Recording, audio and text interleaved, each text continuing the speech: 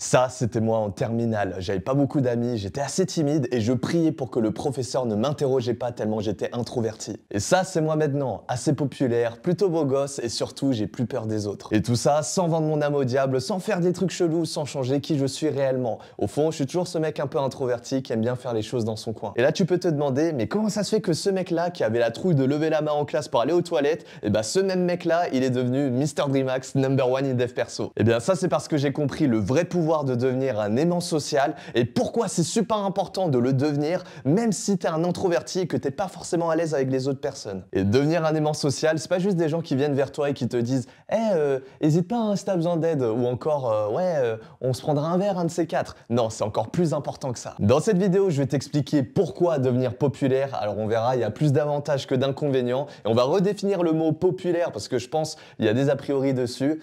On va voir ce qui n'a pas marché et les 3 conseils concrets que j'ai utilisés pour moi-même devenir populaire sur les réseaux et même développer mon entourage et devenir un vrai aimant social. Tu peux appliquer ces conseils peu importe ta situation actuelle, que tu sois un étudiant qui vient de rentrer dans une nouvelle école ou bien que tu cherches juste à te faire des nouveaux amis ou bien que tu as déjà des amis et que tu souhaites étendre ton réseau et passer à un niveau supérieur. Alors sans plus tarder, rentrons dans le vif du sujet. Quand j'étais encore à l'école, je pensais que devenir populaire, c'était un truc futile, qu'on allait tisser des relations superficielles et même quand je regardais les pseudo bad boys populaires de ma classe, je me disais mais moi j'ai pas envie de ressembler à eux, déjà ils sont en échec scolaire et pas sûr que après dans leur carrière professionnelle ça va donner quelque chose. Alors c'était pas totalement faux, mais concernant le fait de devenir populaire, j'avais des croyances limitantes. Mon déclic concernant la popularité, ça a été le jour de mon anniversaire, le jour de mes 20 ans. Je me rappelle comme si c'était hier, j'étais dans ma petite chambre étudiante de 16 mètres carrés et j'étais tout seul. Il n'y avait personne pour fêter mon anniversaire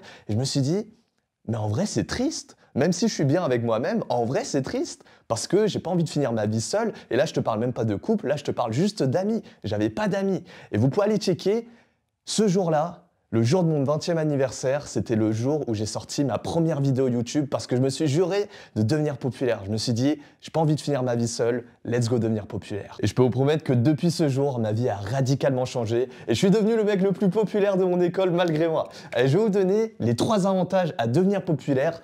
Le premier, directement, c'est que quand vous êtes populaire, vous êtes une personne rare. Vous ne représentez pas la majorité. Alors attention, bien sûr, il y a populaire dans le négatif et il y a populaire dans le positif. L'idée ici, quand on veut devenir populaire, c'est bien sûr dans le positif. On ne veut pas salir sa réputation.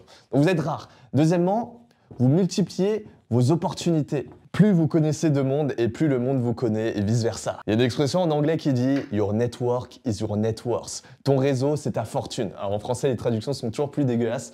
Et la dernière, c'est le fait d'avoir une aura. Quand vous êtes populaire, vous avez une réputation et directement, si les gens vous connaissent, eh bien là, quand vous allez serrer des mains, je vous promets, ça m'est déjà arrivé, la personne elle tremble en face de vous. Alors par contre, un truc que j'ai moi-même essayé pour devenir populaire et qui ne marche pas, c'est le fait d'être fake. D'essayer de devenir une personne qu'on n'est pas pour plaire aux autres. Moi, j'avais essayé de changer mon style vestimentaire pour paraître un peu plus cool. J'avais essayé de changer mon langage pour paraître un peu plus accessible. Ça marche pas. En fait, quand vous êtes fake, eh bien, on le sent directement et c'est pas charismatique, vous n'êtes pas authentique et ça repousse. On se dit, ouais, cette personne-là, il vend son âme. Et après avoir appliqué plein de trucs qui marchent pas, heureusement, il y a des techniques concrètes, très simples, mais ultra puissantes qui marchent très très bien. C'est ce que je vais te partager maintenant avec, en numéro 1, c'est l'art du storytelling. Le fait de raconter des histoires. Alors pourquoi ça c'est important et ça va t'aider à devenir populaire? Tout simplement parce que depuis la nuit des temps, depuis l'aube de l'humanité, eh bien les humains ils aiment bien, tu vois, les hommes de Cro-Magnon, se rejoindre autour d'un feu et il y en a un qui raconte les histoires. Et en fait, au travers des histoires, il y aura des leçons, des morales et on est captivé par les histoires. Depuis vraiment l'Antiquité, c'est dans notre sang. Bam! Celui qui maîtrise le storytelling, c'est celui qui est capable de parler aux foules. Alors maintenant, il faut savoir dans quel cas on utilise le storytelling pour être plus charismatique. Déjà, quand tu vas raconter des histoires, ça va être pour raconter ton parcours et ta vision.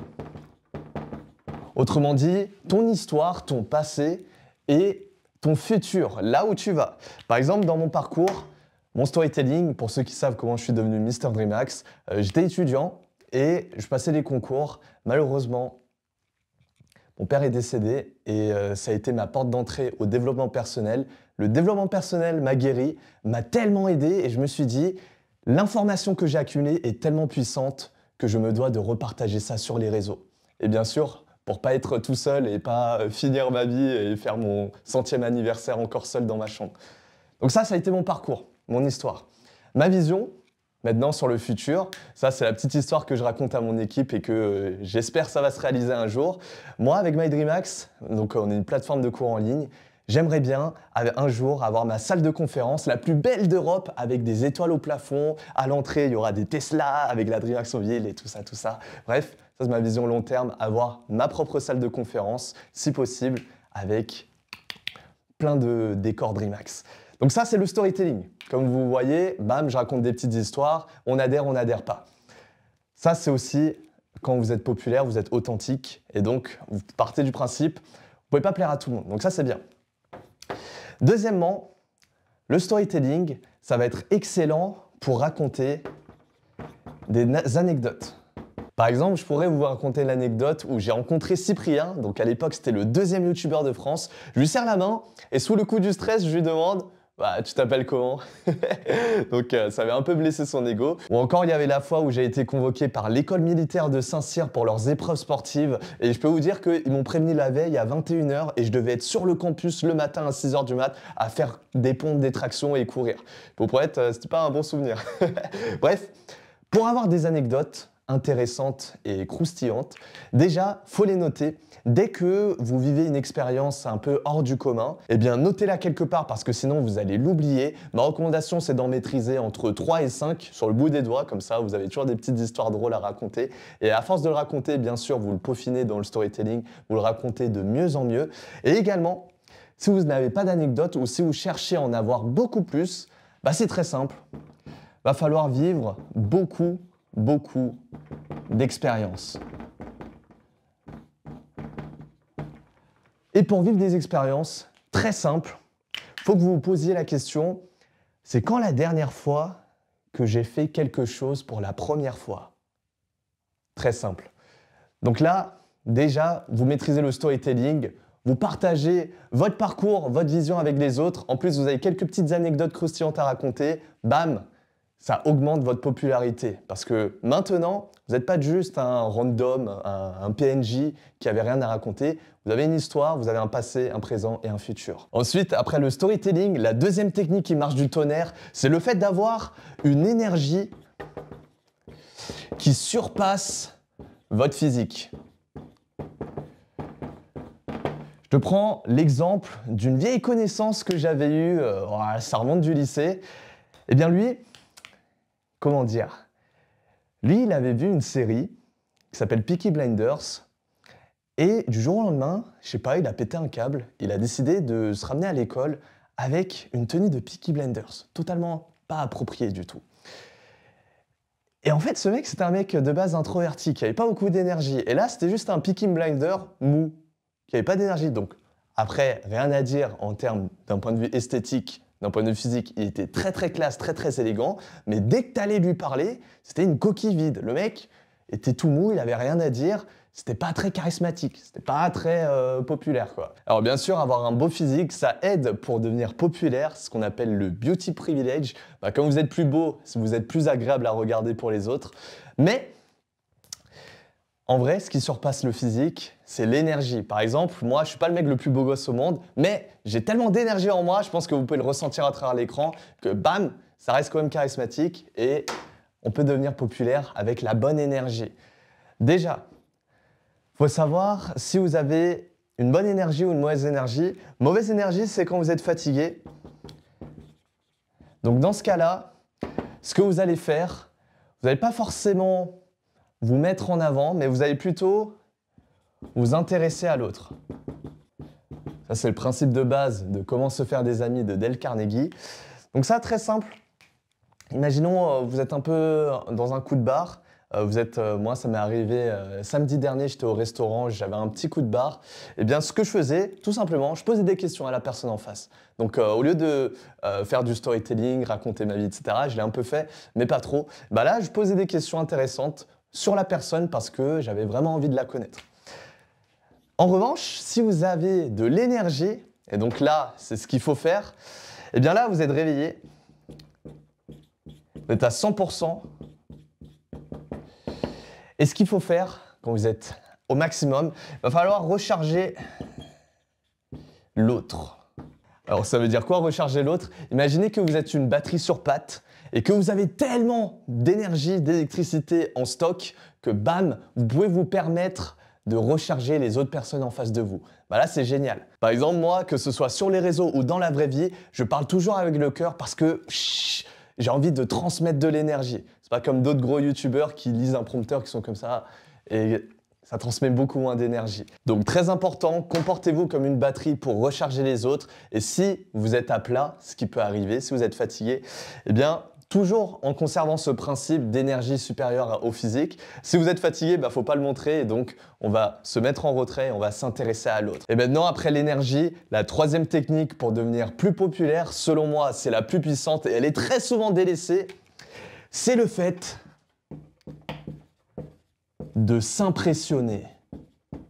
Alors j'ai bien dit de s'impressionner et pas d'impressionner. Pourquoi? Parce que très souvent les gens vont chercher à prouver aux autres pour avoir leur validation. « Hey, t'as vu, je suis allé au sport. Hey, t'as vu, j'ai acheté le dernier iPhone. Hey, t'as vu, je suis parti en week-end. T'as vu. » C'est toujours orienté vers les autres. Mais en réalité, pour devenir intéressant, il ne faut pas prouver aux autres, il faut se prouver à soi-même. Il faut s'impressionner soi-même. Moi, parfois, je regarde mes propres vidéos et je me dis « C'est moi qui ai dit ça? Ah ouais, je suis chaud, j'aimerais pas être mon propre ennemi. » Est-ce que vous vous impressionnez vous-même? Très important. Et pour ça, il y a plusieurs choses. Tout d'abord, il faut que vous ayez des accomplissements personnels. Alors ça, c'est quoi? Tout simplement, imaginez, vous fermez les yeux, vous avez dans votre tête un truc que j'appelle le Hall of Fame, la salle des accomplissements, le mur de la gloire. Donc sur ce mur, eh bien, vous avez des cadres. Donc voilà, vous avez des photos. Et dans ces cadres, ce sont les moments forts de votre vie. Les moments où vous avez accompli quelque chose de dur et dont vous êtes fier. Alors pour certains, il n'y a pas du tout de cadre. Là, désolé, il va falloir vivre un peu plus d'expérience, il va falloir se donner un peu plus que les autres. Mais sinon, si vous êtes une personne moyenne, dans ce cadre, enfin dans ce mur, il doit y avoir quelques cadres, peut-être max une dizaine. L'idée, c'est un grand mur, ok. L'idée, c'est de blinder ce mur de plein de cadres différents. Donc, par exemple, un accomplissement personnel, c'est « j'ai mon diplôme, je monte une chaîne YouTube à 100 000 abonnés, je cours un marathon, je crée un album de piano, je veux aller visiter les 7 merveilles du monde. » Peu importe, il faut que vous ayez des objectifs réalistes, ambitieux, où vous vous dites « Ok, waouh, je l'ai fait. C'est un truc dont je suis fier et que j'ajoute à mon Hall of Fame. » Donc ça, c'est très important, avoir des accomplissements personnels. Et en fait, derrière, au-delà de vous remplir de l'intérieur, ce sont ces mêmes accomplissements qui vont vous forger une réputation. Par exemple, dans ma famille, je suis le premier entrepreneur rentable à 23 ans. Personne n'a réussi à faire ce que j'ai fait. Et après, la deuxième chose pour s'impressionner soi-même, c'est de blinder son cerveau de connaissances. Attention, pas juste des connaissances utiles. Ce que vous avez de plus précieux au monde, c'est ce qu'il y a là-dedans.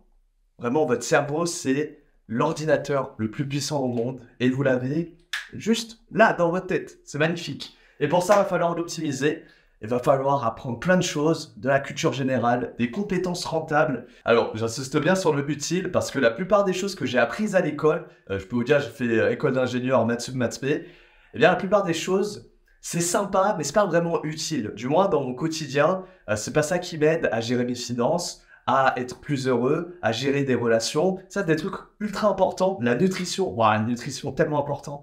C'est des trucs basiques et qu'on n'apprend pas à l'école. Peut-être, je sais pas, ils pensent que c'est admis alors que ça l'est pas forcément. Alors, je dis pas que l'école, ça sert à rien. Encore une fois, ça va dépendre de tes objectifs. Je dis juste que parfois, l'école a tendance à rallonger un petit peu, aller à gauche, à droite. Par exemple, dans mon cursus d'ingénieur, au lieu d'apprendre l'ingénierie, j'ai des cours d'espagnol et d'éducation civique. What the fuck, ça sert à rien.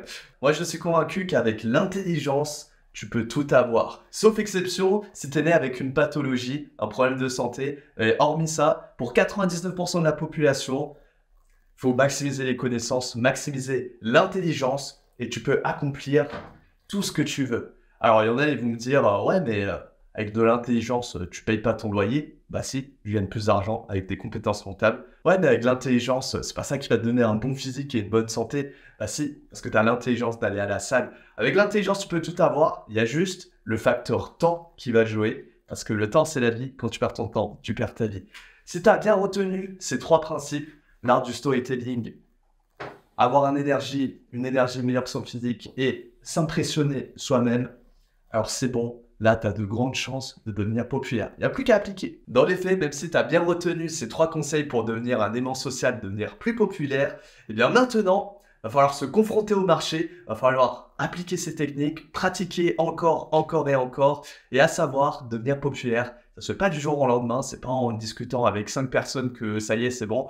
C'est un processus qui prend des années et qui demande d'être en contact avec des centaines et des centaines de personnes. Et pour connecter avec des personnes, c'est crucial que tu maîtrises l'art de la discussion. Sinon, tous tes efforts vont tomber à l'eau. Pour ça, je t'invite à aller regarder ma dernière vidéo juste ici qui traite de l'art de la discussion, où on voit étape par étape comment transformer un inconnu en un bon ami.